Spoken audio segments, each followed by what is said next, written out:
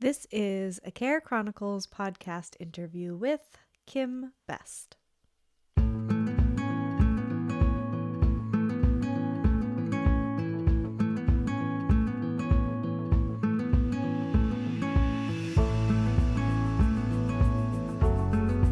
Why are we perpetuating this terrible cycle of music therapists taking this kind of job, getting burnt out, and then having to pick up the pieces? And that might mean leaving the profession or getting a different job or starting your own business.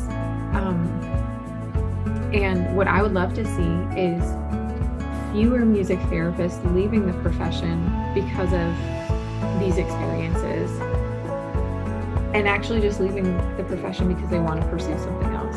I'm like all for people leaving the profession if you want to pursue something else. I am not for people leaving the profession simply because you have a bad experience. Like, what if we didn't have as bad experiences? What if it was set up differently so that you could avoid that thing and actually grow and learn? And if you come to the place where you're like, I'm going to do something else, then you do that. And that's awesome.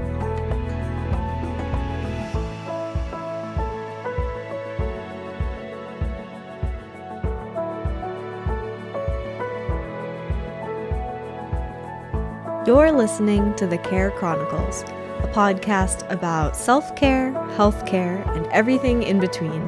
I'm your host, Tricia.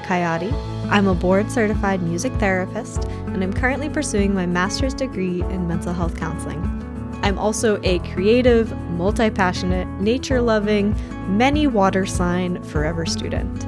Join me and guests on the show as we explore how we take care of ourselves and each other.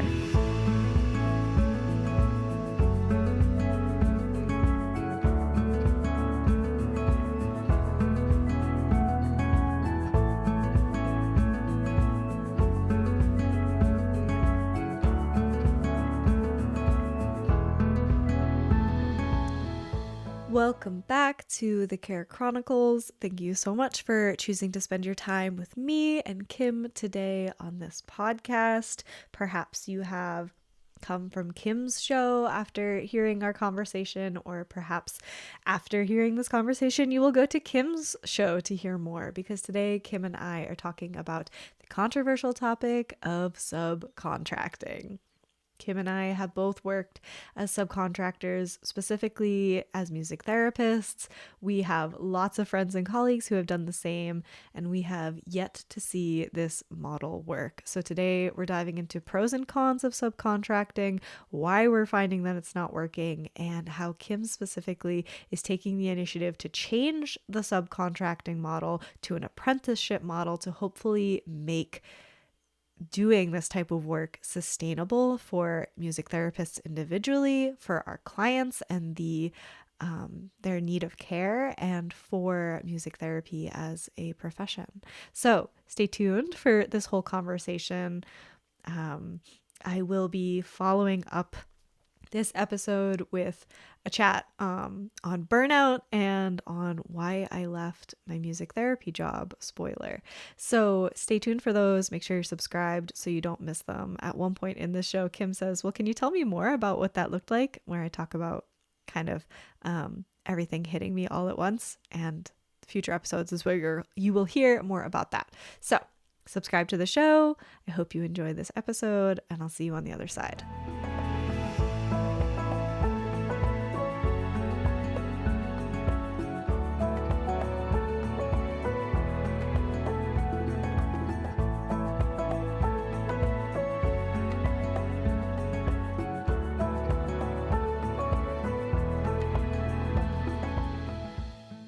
Okay, Kim. So since we are planning to cross-post this audio to start, will you introduce yourself to my listeners who may have not heard you or met you?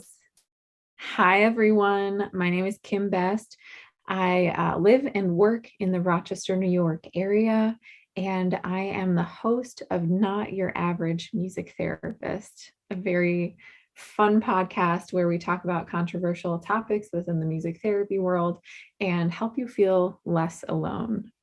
Today's going to be a great example of that. Oh, and I'm so excited. Yes. For your listeners, I'll introduce myself. So I am Tricia Coyote. I am also a music therapist. I am currently wearing many other hats, which I'm going to get into on my show. So you can check out the Care Chronicles to hear more about that. Previously named Music Therapy Chronicles, but again, because of some of these changes, it was time for have branched. it was time for Branched the out. show to change a little bit too. So I run that. I am a Pisces and a forever student and a self-care seeker. Yeah. I love it. I love that title. Thank you so much. And that's perfect for this conversation, because I think what we have both realized in our work is that there have been so many instances where that balance of self-care, work-life balance was totally off. And sometimes you can make a small change and it works and it's helpful. Other times you have to make a huge change. Yeah. Leave the job, move across the country. Yes. To a different country. That's not our experience, but just as an example. Yeah. So we're specifically talking about subcontracting, both from the music therapy perspective. I subcontracted as a self-employed person and also as an employed person, if that makes sense. So I'm coming from that perspective. I don't know if you want to. Yeah. So I guess subcontracting is basically, in its simplest form, working under another person. Yeah. And it's working with contracts. So essentially, where you, as the clinician, drive out to see people at a facility, at their home, at, a day center. And it's not, that facility is not owned by your company or the person that you work for. So yeah, when I did subcontracting, so I guess the way that I think about it, my first job, I don't know if I would call it subcontracting. I was an employee of this music therapy department of a music school. And so I was an employee, but then they sent me out to their contracts. So I guess if you think about it as subcontracting, it just like confuses my brain to think about it that way. Yeah. And then another job that I had was very strictly subcontracting. So I was working directly for another music therapist, and I was taking on her clients. And I was not an employee with her. I was legit just a contractor. And all of that info, has to do with taxes and how you file taxes and all the businessy things that go with it. So whether you're an employee or a contractor, but you can do this contract style work or subcontracting work as either an employee or a contractor. So just to help the listeners understand, what that setup is, because it can get very confusing. Yeah. And I know I at least want to say that the stories I'm sharing today, I'm sure you can relate to this, are not necessarily reflective of any specific person or private practice or anything like that. But we're talking about this today because there are so many specifically new professionals who get into a position where they're subcontracting. It may involve a lot of travel. It probably involves doing your own taxes, providing your own instruments, all that kind of stuff. And it's a very common model. And we both have yet to see it work in our own lives. And in every single person we've ever talked to, we have not found an instance where this model is working. And so that's why we just want to be open about that today. And then get into what Kim's doing differently to make it work.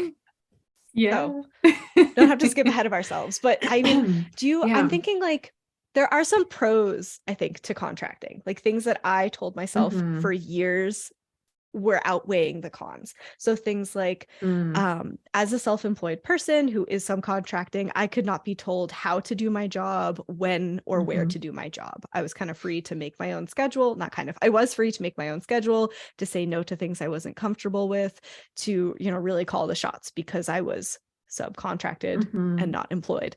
Yeah, So okay. the That's private, what I was gonna ask. yeah, so Yeah. the private practice I was Mhm. working through couldn't tell me how or when to do my job. They didn't have that legal right.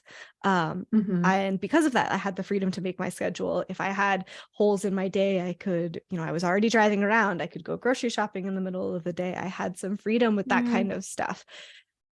What else were some pros at the time? I know Go ahead. for me, one of the pros is just the variety. Yeah. Working with a lot of different people and working at a lot of different places. Mhm. It's like I feel like for myself, like I get bored easily, Mm. which is just like a funny quality. Um, but that contract style work is so fun because it's like at 11 o'clock, I can see an older adult. And then at 3 o'clock, I can see a kiddo. And then at 5 o'clock, I can be working with a group of teens. It's like all different and fun doing it that way. Yeah. Yeah, definitely. And sometimes that was a con for me. I know, So yeah, right? I feel like we're gonna like really harp on the Yes. cons. So I just wanted to touch on some pros. Oh, And yeah. obviously over time, I found that those pros were not serving me anymore. So I don't know if you want to speak Yeah. to any of that or share. I think another pro is so technically and legally, as the contractor, you set your own rate. Mm, So that's a pro because you can make a lot more. However, I'm like, should we get into the cons? yeah, The go con for it. is that most private practices or independent music therapists that have subcontractors will just give you the rate that they're going to pay you, even though legally it's actually you as the contractor who gets to set the rate. Um, and another pro, wait, where was I going with that? I lost my train of thought. Um, you get to set your own rate. Oh, I guess another con, that's where I was going, is that you have to do your own taxes. I mean, we all have to do our own taxes. You have to pay taxes on the work that you do yourself instead of having it taken out of a paycheck. Yes. And that all of that whole entire thing, um, the taxes and the money and the rate and that kind of stuff is so confusing as a new professional. Mhm. It's like you haven't gone through the business 101 course on that info yet. And so you kind of fumble your way, at least in my experience, you fumble your way through these um, work experiences, not knowing better. And you may take a low rate by accident because in your mind, it's like, oh my gosh, this is so much money. But then at the end of the day, you have to pay taxes on all of it yourself. And so it's not actually a lot of money. So all of that is so confusing. And in a way, it's predatory. And I don't think that's a reflection on private practices who use this model. It just is what it is. So I know as a new professional, I was coming out of internship and didn't have a printer. So I had my internship supervisor print my new contract for the job I was getting after internship. And so she saw my hourly rate. She was in an employed position, and my hourly rate as a subcontractor was at least twice what she got paid per hour as an employed person. So to her, she was like, oh my gosh, I Mhm. can't believe, this is what you're going to get paid. I, as a brand new professional, was like, great, this is awesome. But there's this caveat, right? She was working 40 hours a week. It was Mm, very hard for me to get 20 hours of wow. contracted work a week just based on how much I had to drive. Even after years and years and years of building up a caseload, getting 20 hours was really hard. And then hard to manage again Yeah. because of the driving and everything. So even if you're looking at this number and it feels good, I say run it through some calculators, some comparisons about like, what is this going to Mhm. mean in the end? Keep an account for, again, like you said, paying your taxes. Also, all of your income is also, you're a business if you're a self-employed person. So you're paying for gas, you're paying for your utilities at home. All of that's coming from the same Mhm. pot. And so it might seem like you're going to make even what an employed person might make, but in the end, a self-employed income that's the same number as an employed income does not equal out. There's like a Mhm. very big difference there. And I don't have numbers off the top Yeah. of my head, but I look into those I feel numbers. like I saw, yeah, I feel like I saw somewhere that it's like the contract rate should be 3 times Yeah. the amount of an employee rate. Yeah. That based on my If that experience, makes that feels sense. The right. hourly rate. Yeah. Yeah. So if you make $20 an hour at this one job, then if you do that same job contracted, you should be making $60 an hour, or, whatever number you want to put in there. Yeah, and that was not the case for my subcontracting job. I was making, I guess I'll just put it out there. At the time, I was making $35 an hour. Yeah. Yeah. And the other thing is there were no other perks. So I had another contracting style job, not subcontracting, but just contracting with an agency where they paid me around $35 an hour. However, they paid for my documentation time, my planning time, my meeting time, my driving time. And so all of that factored in wound up like working out great for me. But this subcontractor job, I was only paid for the sessions. Exactly. Yeah. And it was not, that's 3 times 35. So it's like 11.5 or something. Yeah. So that was essentially my hourly rate. Yeah, exactly. Which is under the minimum wage, right? Yes. Way under. Yes. So like, that's exactly what I'm saying is I could barely get 20 hours of client contact time, but was working way over 40 hours between client contact, driving, documentation, planning, meetings, you know what I mean? But was not getting compensated for all of that. And if I was, it certainly wasn't what it needed to be to make that sustainable. And pay for health insurance. That's a whole other thing. I had no benefits in that position. And health insurance is not cheap. Yeah. And that's because we have a broken healthcare system. We don't have to get into that, but you have to account for those things. And if you're paying hundreds of dollars a month for basic health insurance that actually doesn't cover much, that needs to go into your plan. Right. One of the other things that really it was kind of a linchpin. Like once I found this out, I was out of this subcontracting thing. I found out, and it wasn't like I was searching for this, but one of my clients or client's aide or family or whoever it was just happened to mention to me the rate that they were paying for the session.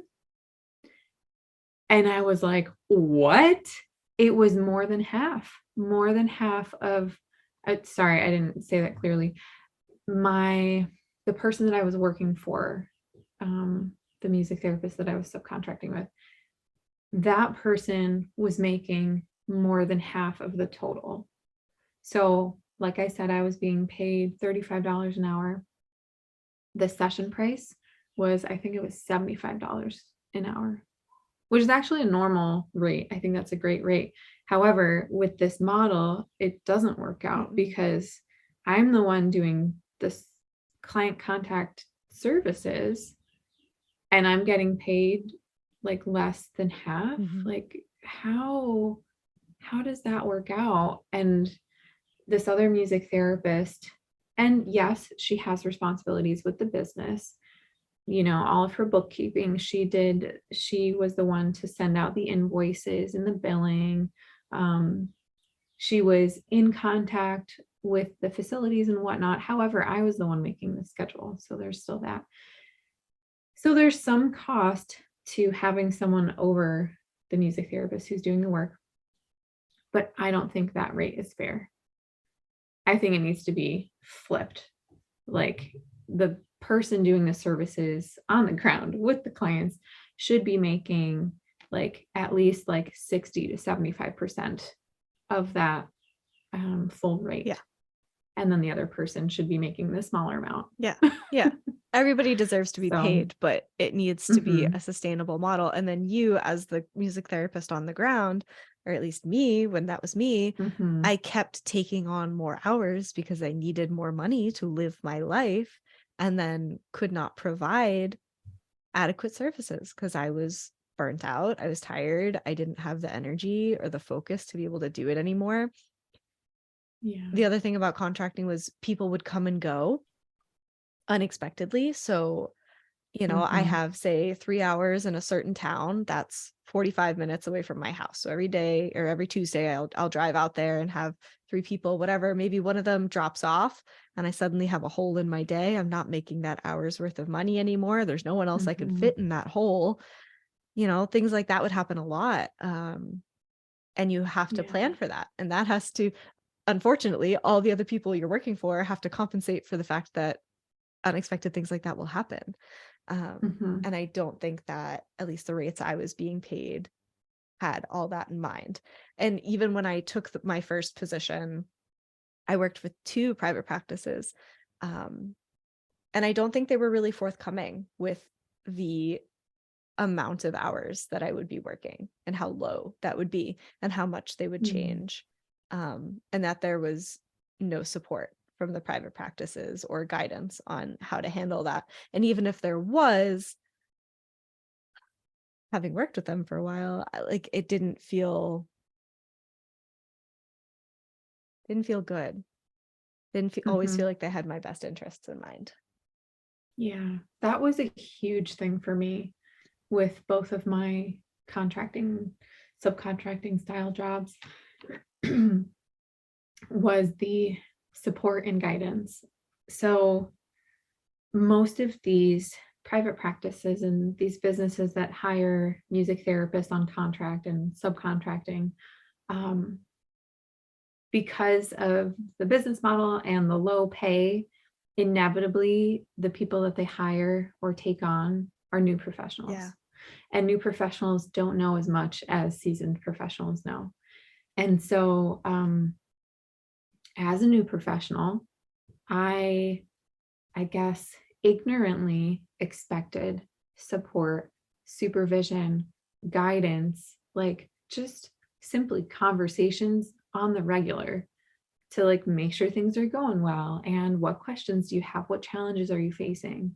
um, and I did not get any of that unless it was like a really bad situation or like a crisis. That's when I got some support.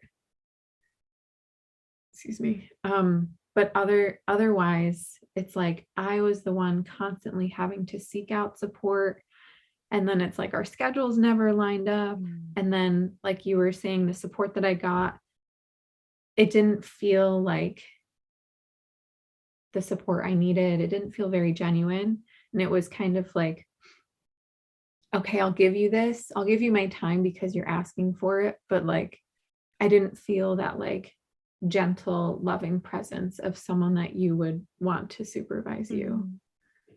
Mm. Yeah. So, okay, when Yeah. I was like a brand new professional, I'm a pretty independent person, and I thought that that would work for me. I was like, it's fine. I don't really need regular supervision. I can handle these things. I can figure them out. I like guns a-blazing. Things will be different for me. I hear other people saying all these downfalls. Things will be different for me, and I will make sure they're different. So if you're a new professional, or even not, if you're just someone who's subcontracting and it is working for you, great. I want to hear what's working. Please tell us. But Mhm. if you're thinking like, oh, it'll be different for me, I would thrive in that environment, I will make it work. Gosh, I hope that's true. I hope that Mhm. you can make it work and that your experience is different and someone out there has found a way. I feel like that right there is like the mindset of every new music therapist, is mm, it not? which is why we get stuck in this trap. Yeah, like we have this feeling that we are superhuman and can take on anything. And I don't know. I don't know how else to put it. Like we can achieve more than the folks before us, or we have more willpower or more like fortitude than all the music therapists before us, as if we're not just as human as everyone else. And it's kind of like, you know, with these jobs and with our experiences, it's a reality check. Mm-hmm. There is a helicopter above me. I don't know if you can pick that up at all. Just barely. But yeah, you kind of get hit with, oh, it's not as easy as I thought, or I don't have the same energy that I thought I would, or like this was hard for everyone else and it's just as hard for me. And that's okay. It's okay to admit that you're human. Oh, let's just all like sit with that. It's okay to accept that you're human and you are not above the rest of everyone who does this work. I'm getting chills. Yeah. I know leading up to my 5-year mark, because that's kind of like the danger zone that we see in this profession. Is there like a like isn't the thing like with the that? 5-year mark is usually when people leave. They're like if they Oh, don't last really? blah, blah, blah. They don't last past 5 years. Usually they leave. They leave in the first 5 years. And don't come Okay, back. I see. I'm not explaining this well. No, I gotcha. Like it like if people are gonna leave the field, it's most likely going to be within the first 5 years. Yeah. It's yeah. And I moving up to that point was always like, nah, that's not going to be me. That's not going to be. 5 years hit me like a train wreck. So hard. And honestly, the biggest part was I had finally achieved what I thought I wanted. I was like, oh, I finally have this caseload I want. I'm driving a lot less. Things should be great. They should feel great.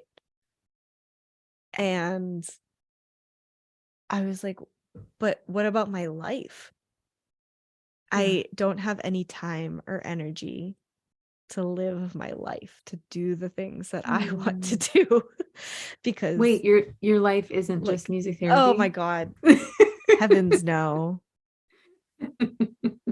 And that's coming from someone who had a music therapy podcast and makes CMTE courses and yeah, I just hit a breaking point where I was like, it's not sustainable. It's not sustainable.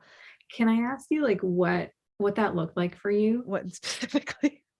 The train wreck.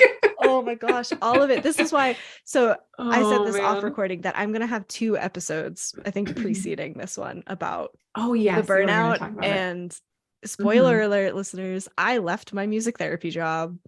I left it. I am no longer a full-time music therapist. Woo! And like, you know, I had mixed feelings about that. I would love to still be doing music therapy full-time, but the only options for me to do that weren't working. So yeah, you'll hear all about that, but it would be, I can't wait. It's a whole other 2 episodes. Yeah, but there were a lot of things. There were lots of red flags. There was lots of me just realizing things are not working. There was a lot of I've grown as a person and I want to do more, do different. Having all the different types of places I was driving to used to really like fulfill me, but I was finding some days I was doing preschool, some days I was in high school, some days I was behavioral health, some days I was mental health, some days I was developmental health, like all that kind of stuff. I wasn't able to give each session the attention it deserved for that specific clientele because I was spread too thin. So even though I loved everything I did, I would just show up on autopilot and get through. And that wasn't fair to my clients. Yeah, I feel that. One other thing that I thought of when you were talking was like, how do I say this? I was talking with my husband about this a few weeks ago.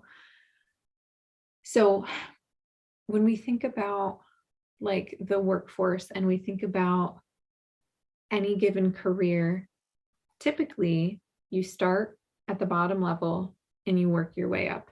So over time, you become a manager or a supervisor or a director, and you kind of just like keep going up until, whatever.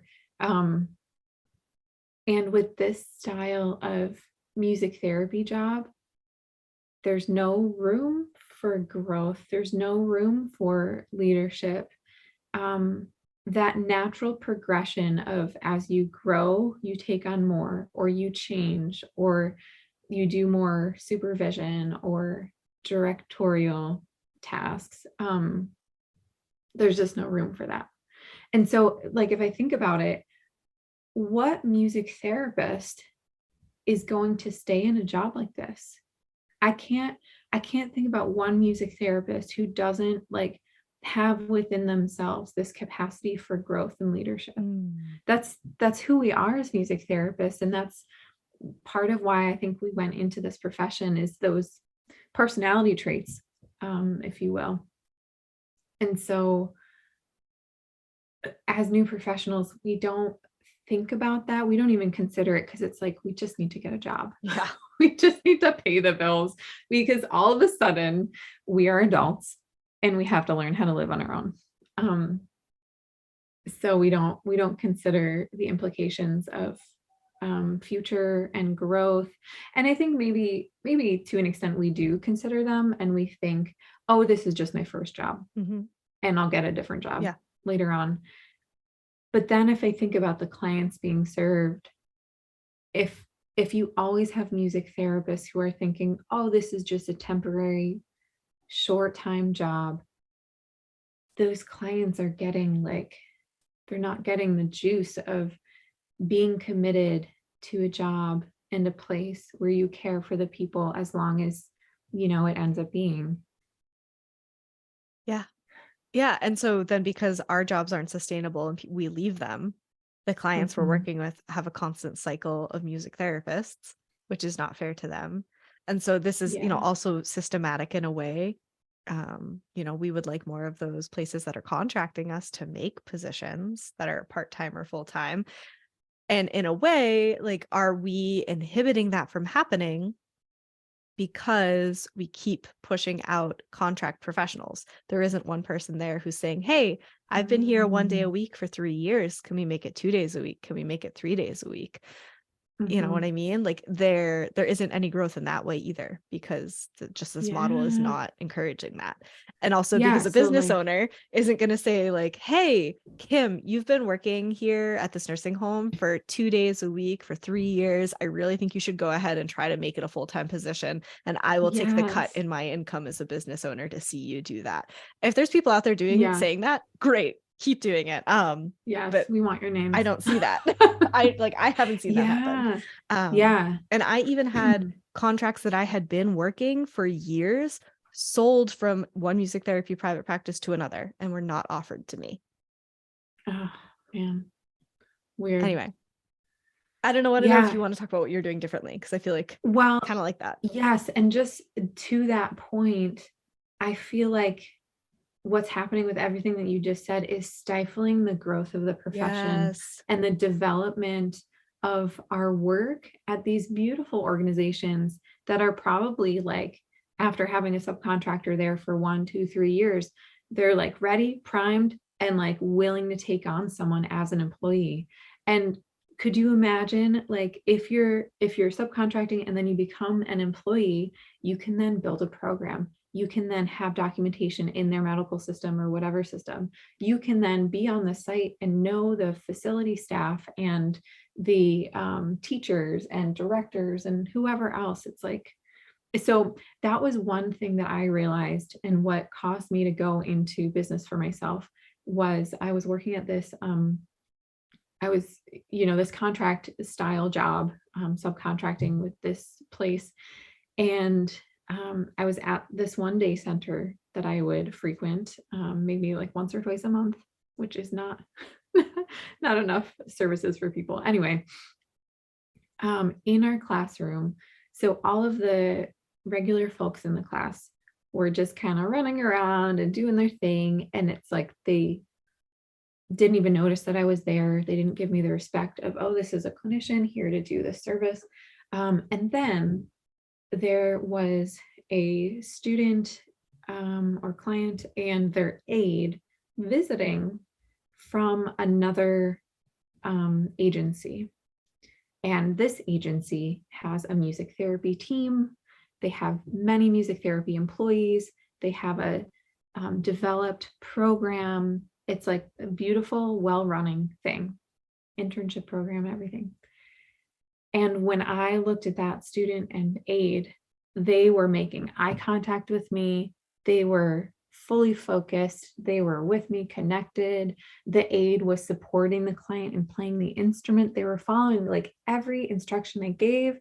Meanwhile, the rest of the class is just mayhem.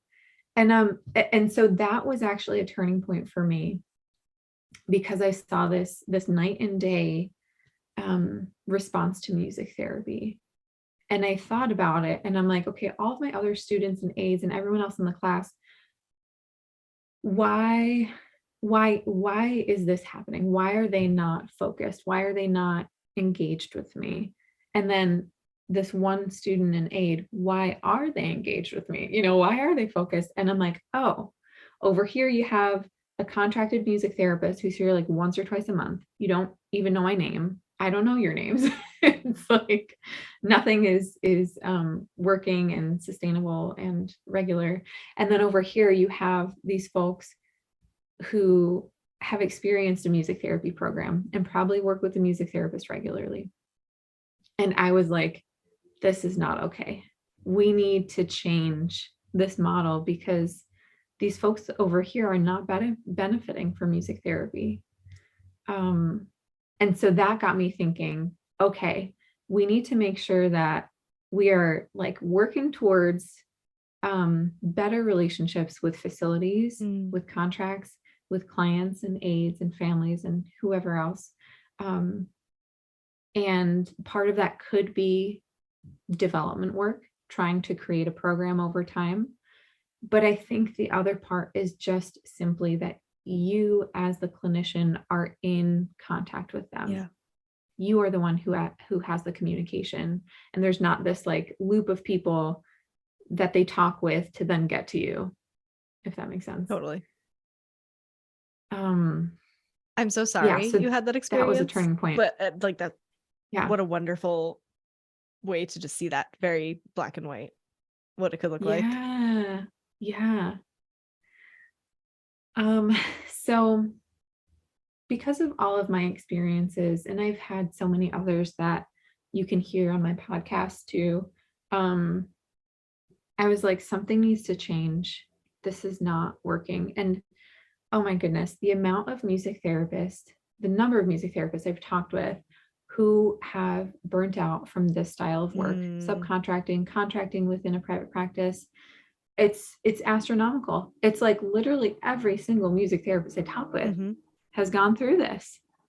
And I'm like, why? Like, why are we perpetuating this terrible cycle of music therapists taking this kind of job, getting burnt out, and then having to pick up the pieces? And that might mean leaving the profession or getting a different job or starting your own business. And what I would love to see is fewer music therapists leaving the profession because of these experiences, and actually just leaving the profession because they want to pursue something else. I'm like, all for people leaving the profession if you want to pursue something else. I am not for people leaving the profession simply because you have a bad experience. Like, what if we didn't have as bad experiences? What if it was set up differently so that you could avoid that thing and actually grow and learn? And if you come to the place where you're like, I want to do something else, then you do that. And that's awesome. Well said. Thank you. Yeah. So having all these experiences and going through all of the challenges and the burnout and just the blood, sweat, and tears of subcontracting and difficult music therapy jobs, I never, ever wanted to have a subcontractor. I never, ever wanted to have my own business or start my own private practice. It's just like, it wasn't, what the heck word am I thinking of? Aligned. Yeah, I'm thinking like it wasn't an option. It wasn't like in the in the it wasn't even on my mind. Like it wasn't a possibility. However, I got to this place where I tried to pursue better work environments within agencies and organizations, and it went nowhere. So like advocating for better pay, advocating for more hours as an employee, it went nowhere. And so I'm like, okay, well, I would also love to develop music therapy around town. And it didn't work for me as an employee of this one place. So maybe it'll work for me if I just contract with these facilities. So then I started my own business, private practice, if you will, and started having all these contracts with organizations and families. And one of my big goals, so when I set out to have my own business, I had these 3 goals in mind based on all my experiences. Okay, so the first one was create more jobs for music therapists. The second one was increase the rate of pay, because I was paid very poorly for many years. And then the third one was support the community of music therapists. And so that first one, creating more jobs, I wanted to help develop music therapy in town and create these positions and programs. And so I took on these contracts. But then very quickly, after a couple of years of working, my caseload was like full to the brim. And I'm like, oh, shoot, what do I do? I have no time. Music therapy isn't your life? Right? Exactly. I'm always trying to break from that feeling, because I get very passionate about things and take on too much. Yeah. So I'm like, what do I do? Because at this point, there were very few, if any, I think there may have been maybe one other person who was independently taking on their own clients in this area. And I'm like, oh no, what to do? Because I don't want to have to pass on this client or contract and have the other music therapy businesses, these private practice models with all the music therapy subcontractors and whatnot. I don't want them to get this client, because this client is not going to be cared for the way that I want them to be cared for, based on everything we talked about already. And so I'm like, but I don't want a subcontractor. I don't want an employee. I don't want to become the next music therapy business in town with, 5 music therapy employees that I send out to contracts, because it doesn't work, and it didn't work for me and so many people. So then I had this light bulb moment, and it was like, wait, what if you set up this subcontractor model thing? You had someone working for you with the clients that you can't get to, but you did it for a limited amount of time. And it was like, the heavens opened, like, this is a possibility. Yes.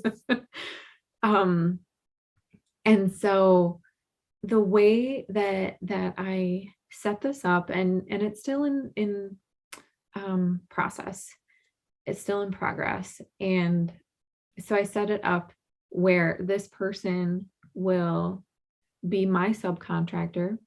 They will take on clients that I either don't have time for anymore, or new referrals that I just don't have time to get to. And they will do that for 6 months to a year. So far, the person that I've started this model with, she wanted to do it for a year, and we kind of reevaluated that at the half mark, half point. What the heck? Halfway. Yes, halfway mark. Yes. And so in that time, the way that this is set up is me as the business owner.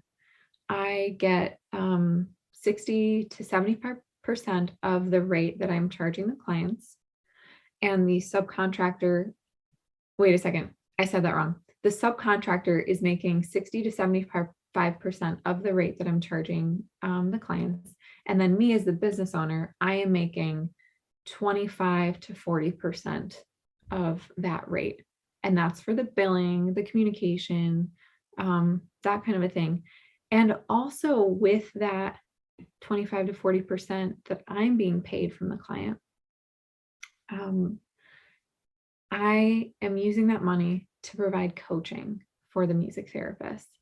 And the beautiful thing about this model is this person, this music therapist, is having regular coaching with me to build their own business, create their own thing, their own private practice, their own thing, so that at the end of our time together, they will have built a business, built a music therapy business. They will have learned how to run it, how to sustain it, how to get more clients, all that jazz, how to pay taxes.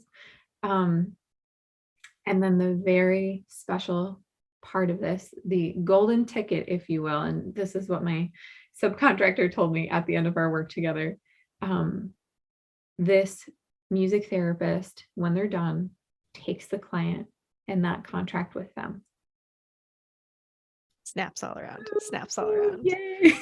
I was trying to explain this to my partner, and I was like, well, she's making this very anti-capitalistic model. And at first he was like, no, it's not. It's the same thing. And I said, no, because she's not seeing this as like, once I let go of these contracts, like I will have less pay or there won't be more coming in. There's no lack mentality. There's no hoarding of resources in what you're doing.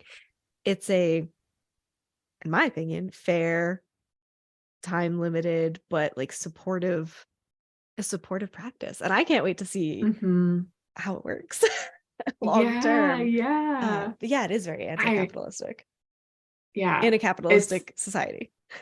Yeah. And it's scary. Every time I give a contract to a subcontractor, I'm like, is this going to work? Am I going to make enough money? And I was literally just thinking about this the other day because I have 2 people right now who are interested in subcontracting. And I'm like, can I handle this? Because I really do want to take them both on. And then like the very next day I had 2 referrals, 2 new referrals. Yeah. And I'm like, okay, that's my answer. Yeah. And you know, it's so backwards from what the traditional, any traditional business model is, because I am legitimately building my competition. Yes. Yes. But I only see that as a good thing. And I don't see it as competition. I see it as, okay, more people are serving this area and providing services to the people who need it, because there will always be enough work to go around. More than enough work. I feel like I hear people say that. They say, oh, there's plenty of work. Like, it's okay that this referral didn't end up with us. They ended up with so-and-so. They say that, but you're living it. You're showing it. You're embodying it. And if nothing else, it allows for when referrals to come in. Hopefully not everyone is at capacity and they won't have to go to another wait list. They'll get to go to another professional who is available. Yeah, exactly. Exactly. And then like envision this 5 years down the road from now, all these music therapists will have been able to handpick the clients that they work with and they do their specialty. Yes. They work with the people that they work with best. They provide the best services possible. So for me right now, if someone wants adaptive music, piano lessons, I am not the music therapist for them. I barely, if at all, use piano. I'm not good at it and I don't enjoy playing it. So I can pass that on to someone who is a pianist and enjoys it and likes that adaptive lesson type of thing. Whereas, you know, maybe 5-10 years in the past, I would have just taken them on because I needed the money. Yes.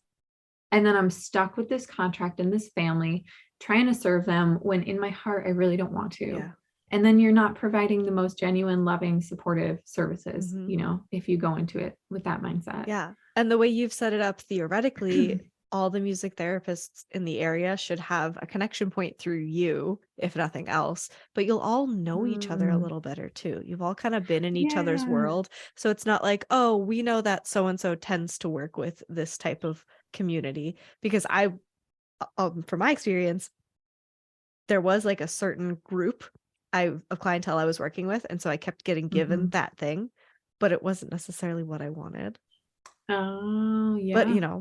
I needed the work. I wasn't going to say no. Mm-hmm. So, yeah, to know like deep down, oh, Jenny's a really good pianist, or Charlie really loves working with the autism community, or to know that, like, for sure, you're Mm-hmm. giving people the right referrals, putting them in the right location. Yeah. Um, Yeah. I'm just seeing that also just be a great supportive network of professionals long term, where that Mm-hmm. competitiveness is minimal. I mean, maybe it'll always be there. Mm-hmm. Again, we live in a capitalistic Sure. society, Yeah. but is minimal.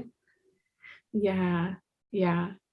And it's really, really cool to give music therapists the opportunity to step into business when it has been a really, really scary thing. Mm, And it's this big unknown, like, how can I possibly have my own business?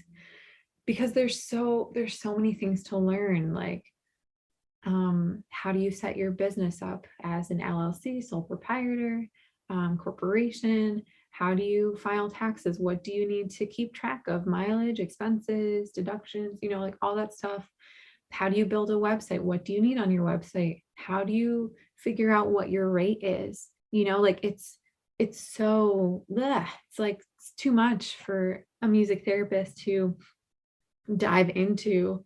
And plus, how can you possibly like have a full caseload while you are learning all this stuff? mm, It's so incredibly difficult.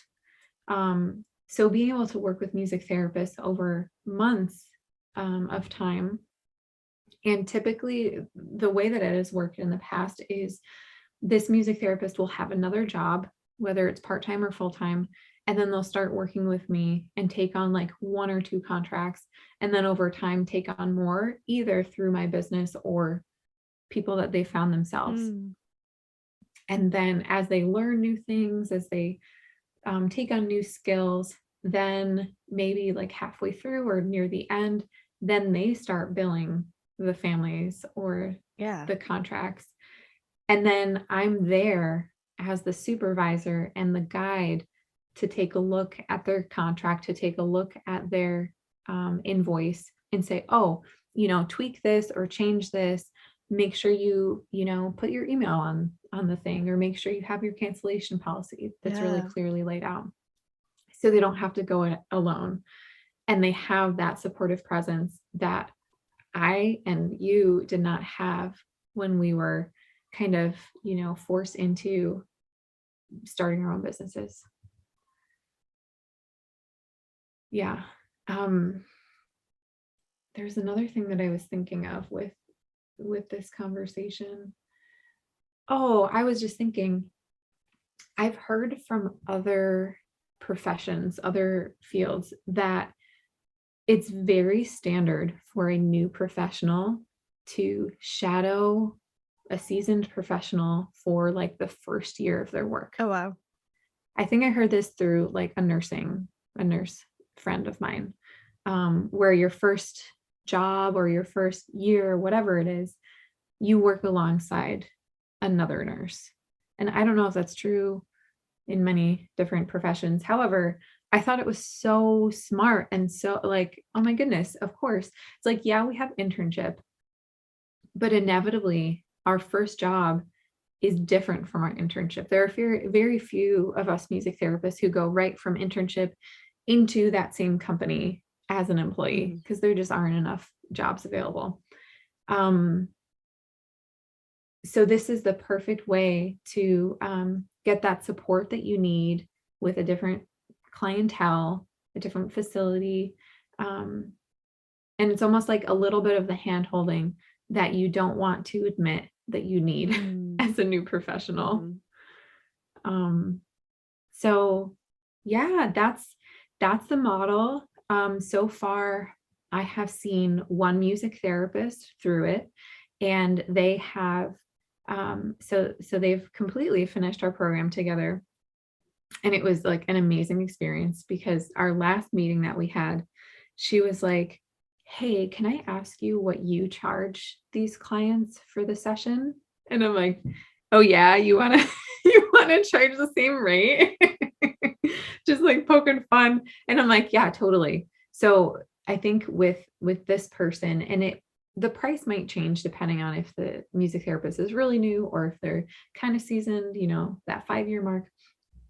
So for this person, I was charging the client $100 per session, and then I was paying the music therapist $75 for the session. So after her 1 year of working with this contract, they were able to say, okay, now I'm your primary, go-to communication music therapist. I'm going to give you a new contract, and it's the same rate as what you've been paying. But now this music therapist is making $25 more than what they were making subcontracting with me. Which is big.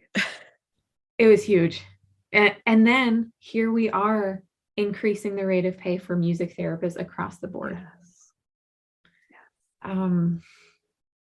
So I'm thrilled to have stumbled upon this new model, and with my next couple of subcontractors, I'm hoping to set up a more systematic way of coaching and taking on contracts so that we know, okay, our first month, we're talking about business structure. Our second month, we're talking about taxes. Our third month, we're talking about contracts and legal stuff.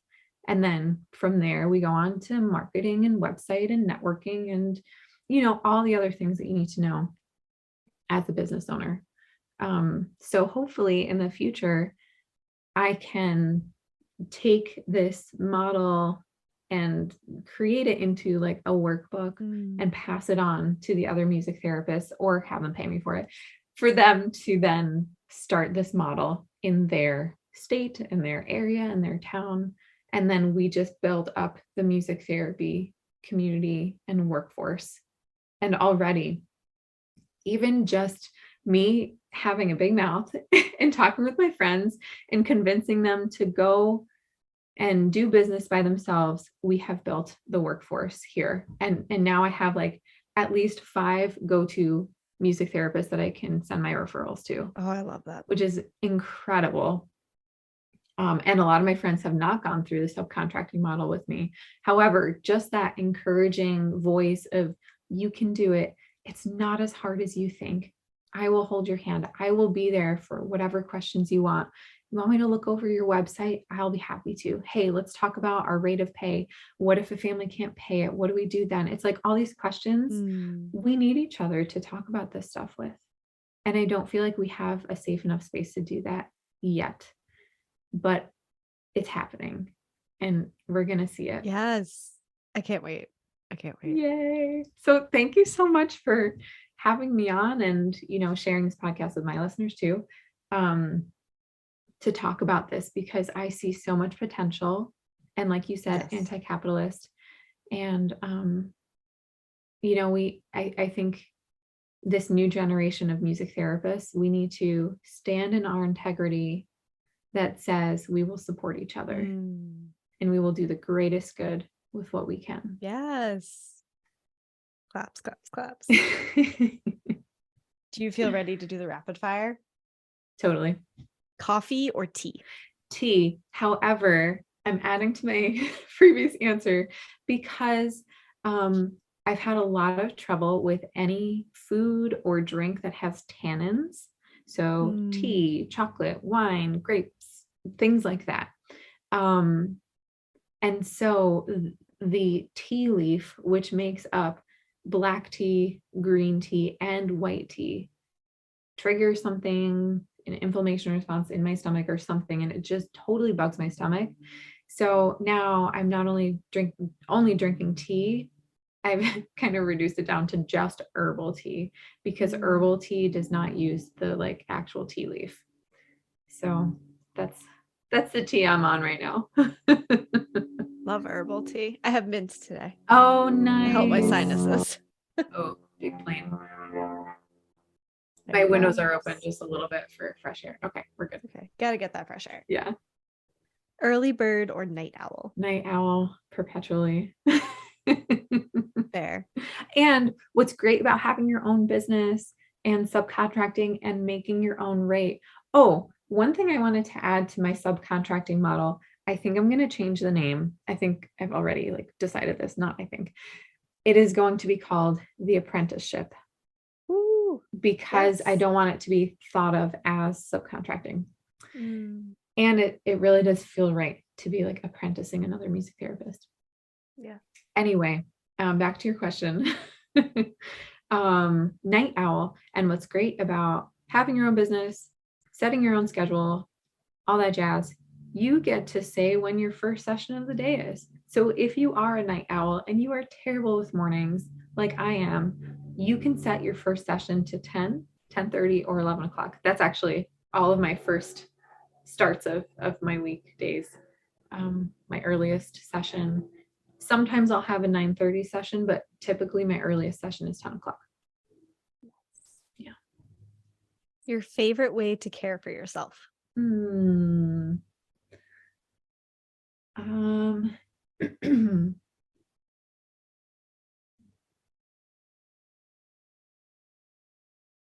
So recently I've discovered that I need space and time before seeing another human being or talking with another person after the end of my workday.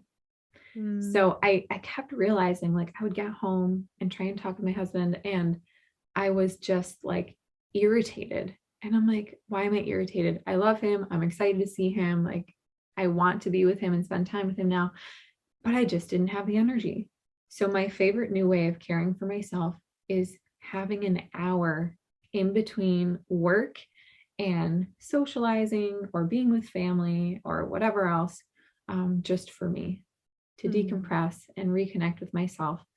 Typically it's in silence because my ears need a break too. So that's my newest best way of caring for myself. Yeah. I see my afternoon walk as that, that buffer I love time. that. Yeah. Mm-hmm. Yeah. Favorite way to care for others? Recently it's been encouraging texts. So I have some younger adults that I'm friends with who need a little extra care in their day-to-day because they are doing all the new adulting things for the first time. Getting your first apartment, paying your bills yourself, trying to find a job, doing interviews. And so my way of caring for others, at least in that context, is sending encouraging texts and being that person that they can reach out to if they need, some support. That's lovely. Good on you. Thanks. Something that's currently adding value to your life? Flowers. Yes, I've seen all your posts. For those of you who have not seen my posts yet and who are not on this video call with us, I am showing Tricia my bouquet, my current bouquet. I love it. Did you pick those? What's that? Sorry, go ahead. Where are they? Oh, they're from a farmer's market, so a local farm. And these are peonies. And then I really don't remember what these ones are, but they're a beautiful white bell shape with a bright yellow, whatever the thing is with the pollen in the middle. And they're just so pretty. And I just love watching the flowers open up and unfurl. It's just, so fun. So yes. Lovely. Something you would tell your younger self?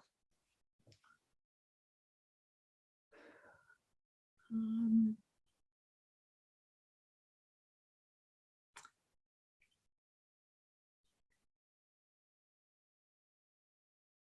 trying to find the right words for this. Yeah. It's okay to not give your all to everything. I am definitely a people pleaser. I want to say a recovering people pleaser, but I don't know if I'm recovering yet. I'm in the process. Working on it. Yeah. Working on it. And not only that, I set myself at such a high standard. And I think that's very true of a lot of us music therapists. Like, we were straight A students. We got the gold stars in our classes. We were the ones, that the teachers use as examples. And I'm unlearning that to say, hey, it's okay if I just give like 70 to 80%, because that 70 to 80% is actually really good. And that's enough for the client. That's enough for me. That's enough for me to do my job. And it was really validating because I heard there's this one podcast I listened to about planning. And the host of the podcast is a pediatric endocrinologist. And she usually talks about paper planners and digital planners and all things planning. And then this one episode, she talked about her professional life as a doctor and how she does documentation and how she keeps it efficient. And I was like, oh my gosh, let me hear this podcast episode.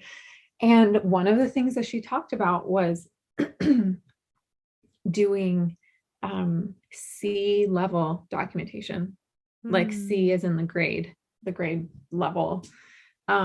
She's like, if I did A+ level documentation, I would have no time to see all of my other patients. Yeah. And no one needs that much information. And is anyone really looking at it? So having that podcast episode from her and then talking with my therapist about this, and she was like, Kim, okay, your homework is to, how did she say this? She was like, I want you to do things not perfectly, imperfectly this week. I want you to like do things messy or like not be very good at things. And that's really hard for me. It's like going into something knowing that I'm not going to give my best. Like, wait a second, what? So all of that has been a really big life lesson the past year or so, to not give my best, because if I give my best, I don't have anything left to give myself. And then I'm not giving my best anyway to other folks. Yeah. So I need to only give like 70%. So I have that extra 30 for myself, for my family. And the percentages don't really mean anything, and they're not actually cut and dry like that, but you get what I mean. I do. Yes. I think that's a good one. More people need to hear that. Okay. The toughie, please reintroduce yourself without using any words or phrases that describe how you care for others. Oh, how I care for others. So nothing like mother, teacher, compassionate, nothing like that. Just who are you? So I'm Kim. I am goofy and silly with those who I feel comfortable with. I am creative with words and with paper and currently with embroidery, with thread. And I love seeing beauty in the simple parts of everyday living. I feel like that was kind of similar to my last one. But that's okay. But my last one changed one, as a person. Yeah, exactly. My last one took me a lot longer to like find. And I'm like, you've had practice. Yes, I know myself now. This is good. Yes. Yes. It's a good practice for everyone. Yeah.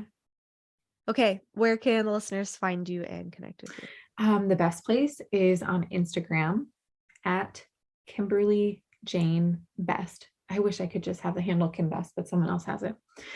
So Kimberly Jane Best, my full long name. And I would love for you to listen to the podcast if you're interested. So my podcast is Not Your Average Music Therapist. And on Instagram, that's at Music Therapist Pod. And there are other ways to connect with me and find me and soak up all the words that I've put out into the world. So that's my website, kimbest.com. And there are some resources up there for music therapists and some blogs up there for anyone who wants to read them. And then my husband and I also launched some products this year. So we've got some stickers, I have washi tape for anyone who's a crafter like me. And we have t-shirts that say music can help. And it's like it's the perfect t-shirt for any music lover, and especially those who work in a helping capacity with music, like music therapists. It's a perfect conversation starter. It's a perfect marketing tool. It's the perfect uniform for jobs too. It's like it fits perfectly. So I would love for you to check those out if you're interested. And if you can't afford a t-shirt, or you want to save it for a different occasion, we do have stickers that also say music can help. So check those out. And that's on the website. And also our Instagram is at music can help. And I think that's about it. The other random thing, if you're a music therapist in the state of New York, we are forming the New York State Association for Music Therapy, which is going to be a state association to support all of us in this state. Many other states have a localized association like this, and New York State has not had one until now. So check us out. Congratulations. Thank you. Our Instagram, if you're on Instagram, is at NY Music Therapy. And then we also have a Facebook page. I think it's just called that full name, NYSAMT, New York State Association for Music Therapy. So anyway, shout out to New York State music therapists. Yes. Yes. I can't wait to see what you change over there. Oh, And yeah. for your listeners, Yes. I am Care-Chronicles on all the things. Care-Chronicles.com. I love it. Care-Chronicles on Instagram. Email is hello@care-chronicles.com. And I would just like to ask you, how would you introduce yourself without any of the, what did you say, like the caring words, like how you care for others? I would love to hear that. Okay. So I totally put you on the spot. Right? That's okay. They're in the intro because I like wrote a list, right? Do I have that list in front of me? No. Okay, good. On the spot. So I'm Tricia. I am a multi-water sign, so lots of Pisces, Scorpio, Cancer. I am a forever student. I am a nature lover. And I am a creative person, and I love books. Oh, I love it. Do you mind sharing like what book or books you're currently reading? Books. Okay, so I'm reading The Financial Anxiety Solution by Lindsay Bryan Podvin. I'm reading Letting Go by David Hawkins. I'm reading the second volume of Lore Olympus, which is a graphic novel. Oh, cool. And what's a book I just finished? I just finished Rage by Cora Kermack.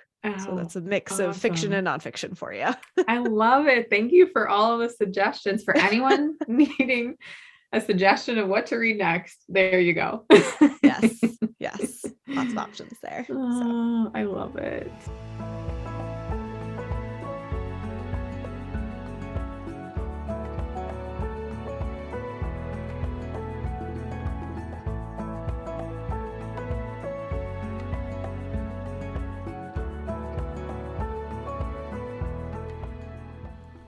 Thank you so much for tuning into today's episode. I hope you got a lot out of my conversation with Kim. If you have worked or are working as a subcontractor and it's not working out for you, I hope this conversation makes you feel less alone, because even though this model is very common and quite standard, specifically as music therapists, it is also very common that it doesn't work. So we should probably be doing something to change this widespread model.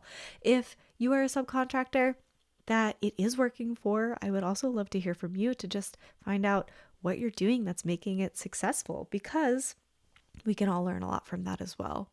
If you're interested in hearing more on my personal experience with subcontracting and why I ultimately left that type of setup. Make sure you're subscribed to the show so you don't miss that. If you're new from Kim's show, hi and welcome. Please follow us online and on social media at Care Chronicles. I appreciate you so much for being here today. And until next time, take care of yourself and take care of each other.